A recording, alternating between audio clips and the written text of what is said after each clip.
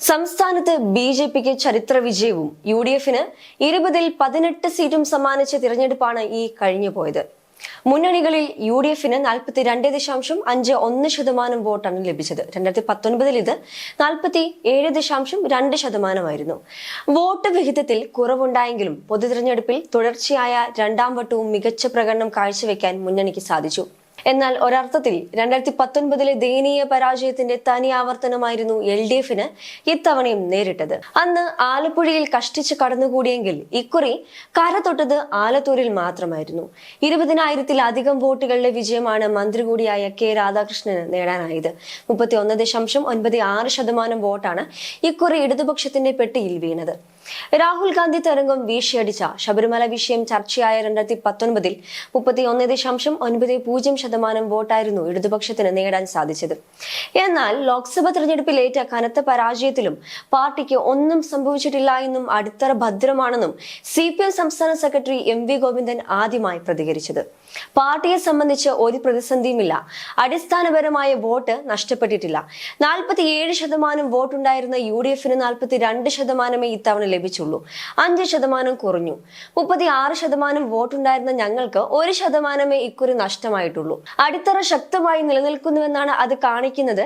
ഇങ്ങനെയും കൂടെ MV Govindan കൂട്ടിച്ചേർത്തിരുന്നു.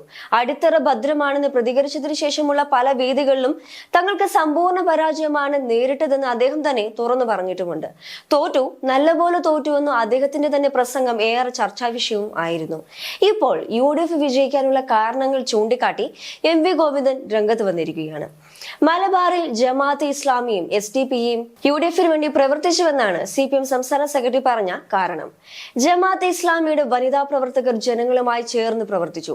BJP ഒഴിവാക്കാൻ കോൺഗ്രസിന് വോട്ട് ചെയ്തതാണെന്ന് അവർ വ്യക്തമാക്കിയതായും MV ഗോവിന്ദൻ പറഞ്ഞു. എങ്ങനെയാണ് കോഴിക്കോട്, കണ്ണൂർ, വടകര, കാസർഗോഡ് മണ്ഡലങ്ങളിൽ 1,00,000-ലധികം വോട്ടിന്റെ ഭൂരിപക്ഷമായത്? കഴിഞ്ഞ പ്രാവശ്യം ലഭിച്ച വോട്ടുകളിൽ 2.8% ആളുകൾ ഇത്തവണ കോൺഗ്രസിന് വോട്ട് ചെയ്തിട്ടില്ല. ഇടതുപക്ഷത്തിന്റെ കണക്ക് നോക്കുമ്പോൾ അത് 1.75% കുറവാണ്. എന്നിട്ട് എങ്ങനെയാണ് UDFന് ഇത്ര ഭൂരിപക്ഷം ലഭിച്ചതെന്ന് ഗോവിന്ദൻ ചോദ്യം ഉന്നയിച്ചു. മലബാറിൽ പ്രബലമായ രീതിയിൽ പ്രവർത്തിക്കുന്ന ന്യൂനപക്ഷ വർഗീയ പ്രസ്ഥാനങ്ങളുണ്ട്, ജമാഅത്തെ ഇസ്ലാമിയും SDPയും ഉൾപ്പെടെയുള്ളവർ. അതിൽ ജമാഅത്തെ ഇസ്ലാമിയിലെ ഒരു വിഭാഗം, പ്രത്യേകിച്ച് സ്ത്രീകൾ ഉൾപ്പെടെയുള്ളവർ, ജനങ്ങൾക്കിടയിൽ ചേർന്ന് പ്രവർത്തിക്കാൻ ശേഷിയുള്ളവരാണ്. അവർ എവിടെയും കമ്മ്യൂണിസ്റ്റ് വിരുദ്ധത പ്രകടിപ്പിച്ചിട്ടില്ല. അവർ ന്യൂനപക്ഷ വിഭാഗങ്ങൾക്കിടയിൽ കൃത്യമായ അവതരണം നടത്തി. എന്തെങ്കിലും സാധ്യത BJP ഒഴിവാക്കാൻ കോൺഗ്രസിന് വോട്ട് ചെയ്യുന്നതാണെന്ന് അവർ അവതരിപ്പിച്ചു. ഒരു ഭാഗത്ത് ഭൂരിപക്ഷ വർഗീയത, ഹിന്ദുത്വ അജണ്ട, മറുഭാഗത്ത് ന്യൂനപക്ഷ വർഗീയവാദികൾ, ലോകം തന്നെ ഇസ്ലാമിക ലോകം വേണമെന്ന നിലപാടുള്ളവർ. അവർ വളരെ ഫലപ്രദമായി മുസ്ലിം ഏകീകരണം സംഭവിക്കുന്ന വർഗീയവത്കരണത്തിന് വേണ്ടി കഴിയുന്ന രീതിയിൽ പ്രവർത്തിച്ചു. ലീഗിനെയും കോൺഗ്രസിനെയും ചേർത്ത് അവർ തിരഞ്ഞെടുപ്പ് പ്രക്രിയയിൽ ഇടപെട്ടുവെന്നും അദ്ദേഹം പറഞ്ഞു. ഇത് ദൂരവ്യാപകമായി ഫലമുളവാക്കുന്ന ഒന്നാണ്. മതനിരപേക്ഷ ഉള്ളടക്കത്തെ തകർത്ത് ഈ വർഗീയ ശക്തികളെല്ലാം ചേർന്ന് UDFനൊപ്പം നിന്നു. മതനിരപേക്ഷത നിലനിന്ന് കാണണമെന്ന് ആഗ്രഹിക്കുന്ന സാധാരണ മുസ്ലിങ്ങൾ ഉൾപ്പെടെ നാളെ ഇതിന്റെ ഭാഗമായി രൂപപ്പെട്ടു വരുന്ന ഒരു ആശയതലത്തിൽ നിന്നും ദൂരവ്യാപകമായ ഫലമുളവാക്കുന്നതിൽ യാതൊരു സംശയവും വേണ്ട. മുസ്ലിം ലീഗ് ചെയ്യുന്നത് ഈ വർഗീയ ശക്തികളെ ഏകോപിപ്പിച്ച് മുൻപോട്ട് പോകാനുള്ള ശ്രമമാണ്. ഇതിന്റെ ഭാഗമായാണ് 2.8% വോട്ട് കുറഞ്ഞിട്ടും UDF വിജയിച്ചതെന്നും അദ്ദേഹം കൂട്ടിച്ചേർത്തു. അതേസമയം ജനങ്ങൾക്കിടയിൽ ഇഴകിച്ചേർന്ന് പ്രവർത്തിക്കാൻ ശേഷിയുള്ള ജമാഅത്തെ ഇസ്ലാമി ഉൾപ്പെടെയുള്ള വിഭാഗം നല്ല ക്യാമ്പയിൻ നടത്തി. അവരെവിടെയും കമ്മ്യൂണിസ്റ്റ് വിരുദ്ധത പ്രചരിപ്പിച്ചിട്ടില്ല. LDFന് എതിരാണെന്ന് അവർ എങ്ങും പറഞ്ഞിട്ടില്ല. അവർ ന്യൂനപക്ഷ വിഭാഗങ്ങൾക്കിടയിൽ നല്ലതുപോലെ യോജിച്ച് പ്രവർത്തിച്ചു. അതിൽ ലീഗ് ഉൾപ്പെടെ ചേർന്നു. BJPയെ ഒഴിവാക്കാൻ എന്തെങ്കിലും സാധ്യതയുണ്ടെങ്കിൽ അത് കോൺഗ്രസിന് വോട്ട് ചെയ്യുന്നതാണ് നല്ലതെന്ന് അവർ അവതരിപ്പിച്ചുവെന്നും അദ്ദേഹം പറഞ്ഞു. ജമാഅത്തെ ഇസ്ലാമിക്ക് 10,000-കണക്കിന് വോട്ടുകളുള്ള നിരവധി മണ്ഡലങ്ങൾ മലബാറിലുണ്ട്. സാർവദേശീയ നിലപാടുള്ള പാർട്ടിയാണ് ജമാഅത്തെ ഇസ്ലാമി. ഒരു സ്ഥാനാർത്ഥിയെയും അവർ എവിടെയും നിർത്തിയിട്ടില്ല. വളരെ ദൂരവ്യാപക ഫലം ഉളവാക്കുന്നതാണിതെന്നും ഗോവിന്ദൻ ആരോപിച്ചു. ഇത്തവണ ലോക്സഭാ തെരഞ്ഞെടുപ്പിൽ ജമാഅത്തെ ഇസ്ലാമി, പോപ്പുലർ ഫ്രണ്ട്, കോൺഗ്രസ്, ലീഗ് ഐക്യമുണ്ടായെന്ന് മുൻപും പല വേദികളിലും അദ്ദേഹം സംസാരിച്ചിരുന്നു. വർഗീയ ധ്രുവീകരണം ഉണ്ടാകുന്ന തരത്തിൽ എല്ലാവരും ഒരു മുന്നണി പോലെ ഇടതുപക്ഷത്തിനെതിരെ പ്രവർത്തിച്ചെന്നാണ് അദ്ദേഹം അന്ന് ആരോപിച്ചത്. അതിൽ നിന്നും വിഭിന്നമായ ഒരു നിലപാടാണ് ഇത്തവണ ഗോവിന്ദൻ സ്വീകരിച്ചത്. ജമാഅത്തെ ഇസ്ലാമി ഉൾപ്പെടെയുള്ള വിഭാഗങ്ങൾ കമ്മ്യൂണിസ്റ്റിന് എതിരായി പ്രവർത്തിച്ചില്ല.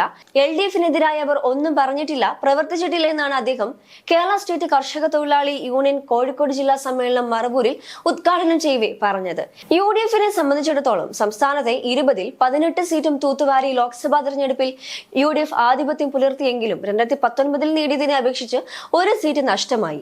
LDF-ൽ നിന്ന് ആലപ്പുഴ തിരിച്ചുപിടിച്ചപ്പോൾ ആലത്തൂർ നഷ്ടപ്പെട്ടു. അതോടെ LDF-ഉമായുള്ള മത്സരത്തിൽ സന്തുലനം നിലനിർത്തിയെങ്കിലും കയ്യിലുണ്ടായിരുന്ന തൃശൂർ BJP കൊണ്ടുപോയി. ഇതുണ്ടാക്കിയ കോലാഹലങ്ങൾ സംസ്ഥാന കോൺഗ്രസിൽ ഇതുവരെയും അവസാനിച്ചിട്ടുമില്ല. UDF-ന്റെ വിജയ കാരണം ഗോവിന്ദൻ തുറന്നടിക്കുമ്പോഴും ഭരണവിരുദ്ധ വികാരമാണ് ഇടതുപക്ഷത്തിന്റെ പരാജയ കാരണമെന്ന് വിലയിരുത്തി CPI-യുടെ സംസ്ഥാനതല തെരഞ്ഞെടുപ്പ് അവലോകന റിപ്പോർട്ടുകളും പുറത്തു വന്നിട്ടുണ്ട്. CPM-ന്റെ ശൈലികൾക്കെതിരെയും റിപ്പോർട്ടിൽ വിമർശനം ശക്തമാണ്. ഇടതുമുന്നണി കൺവീനർ സ്ഥാനത്ത് തുടരാൻ EP ജയരാജൻ അർഹനല്ല എന്നുള്ള വിമർശനവും ഉണ്ടായിരുന്നു. EP-യെ മാറ്റണമെന്ന് ആവശ്യപ്പെടാത്തത് CPI നേതൃത്വത്തിന്റെ വീഴ്ചയാണെന്നും വിമർശനം ഉയർന്നു. നവകേരള മാർച്ച് സമ്പൂർണ്ണ പരാജയമായിരുന്നെന്നും യോഗം വിലയിരുത്തി.